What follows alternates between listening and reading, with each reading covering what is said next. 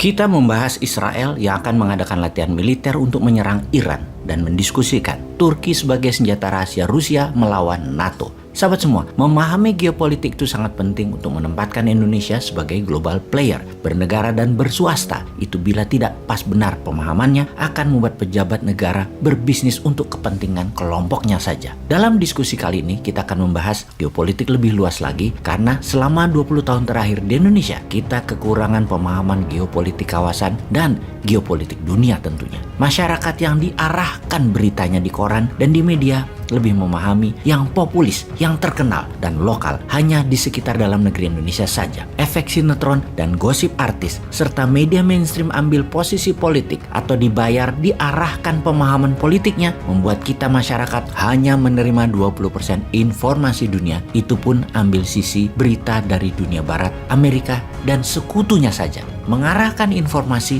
memang sudah terjadi dalam 20 tahun ini, khususnya beberapa tahun belakangan ini. Ini semua kesengajaan strategi politik penguasa dan hal itu wajar. Misalnya, kita masuk sebentar ke dalam negeri. Tentang 2 tahun lagi kekuasaan akan pindah tangan. Maka pejabat saat ini, penguasa saat ini sudah mulai mengarahkan dukungannya ke Ganjar dan Erik sebagai pasangan 1 dan 2 di tahun 2024. Secara populis, Pak Ganjar cukup mumpuni. Secara finance, Erik cukup mumpuni. Dan hal ini penting untuk mengawal kesuksesan politik 8 tahun menjabat selama ini. Sekali lagi, hal ini baik dan wajar. Secara partai, Partai Merah gerah walaupun mendukung ucapan ojo ke susu atau jangan buru-buru memberi dukungan. Namun dalam hati Partai Merah, jagoan gue Mbak Puan kok nggak didukung? Pastinya dalam hati Partai Merah ngerendeng, ngomel. Jadi walaupun Partai Merah mendukung secara kata-kata itu yesterday, kalau future ke depan Partai Merah dalam hatinya sudah punya jagoan, Mbak Puan. Kegiatan pejabat bersafari politik mendukung Ganjar Erik kemarin membuat ketidaknyamanan panjang ke depannya di Partai Merah. Di sisi merah ada juga sekarang yang akhirnya realistis, mending pasang Anies Puan daripada Prabowo Puan. Nah loh, Ganjar Erik versus Anies Puan di 2024. Itu namanya politik dalam negeri, bukan geopolitik. Kalau geopolitik kawasan misalnya, kita harus tahu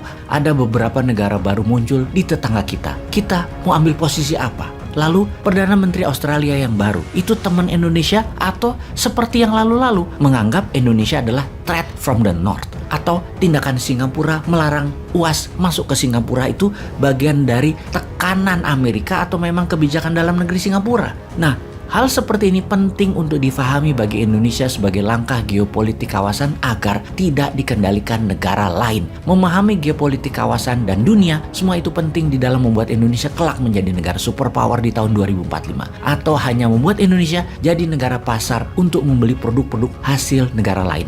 Atau juga hanya jadi negara penyuplai bahan baku mentah seperti selama ini. Indeks manufaktur dan produksi industri hampir dikatakan tidak tumbuh. Hasil tambang, pertanian, dan perikanan kalau tidak diolah sebagai bahan jadi atau bahan setengah jadi, ya tidak ada nilai tambahnya.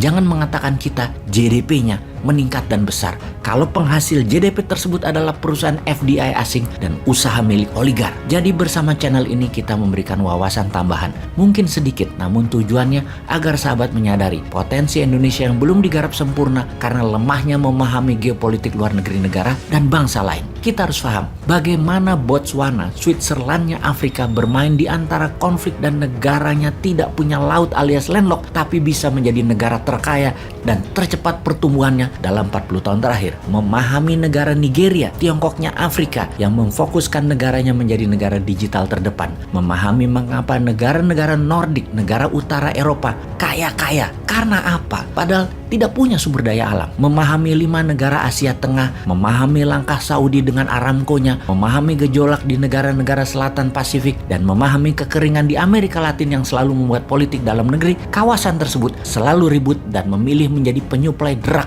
obat-obatan terlarang seperti dilakukan juga oleh Thailand, Tiongkok, Myanmar, dan Afghanistan juga. Ketika Iran dalam beberapa bulan ini meningkatkan bantuan senjata ke Hamas di Palestina dan Hizbullah di Lebanon, maka Israel mulai menjadi agresif. Israel adalah negara kecil dengan wilayah hanya sebesar Pulau Madura, dikelilingi 18 negara musuhnya secara ideologi. Maka untuk terus hidup, Israel menggandeng Amerika dan Inggris selalu di belakang mereka. Jadi tidak heran di kawasan Timur Tengah tersebut Amerika dan Inggris selalu bercokol dengan dalil kendali atas minyak bumi dan gas alam.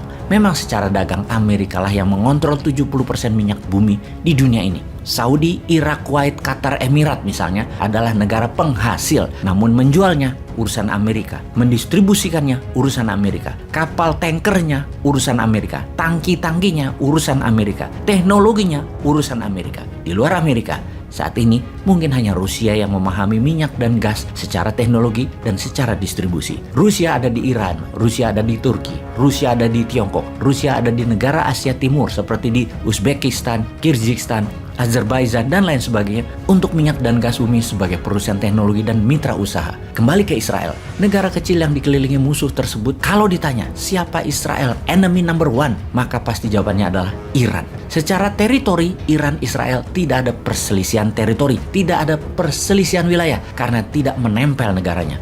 Permusuhan Iran dan Israel adalah permusuhan ideologi. Keduanya sudah tahunan saling mengancam dan saling membunuh menggunakan operasi intelijen di banyak negara atas pejabatnya masing-masing. Bulan lalu, Ibrahim Raisi, Presiden Iran, terang-terangan mengancam Israel yang sedang menekan Palestina.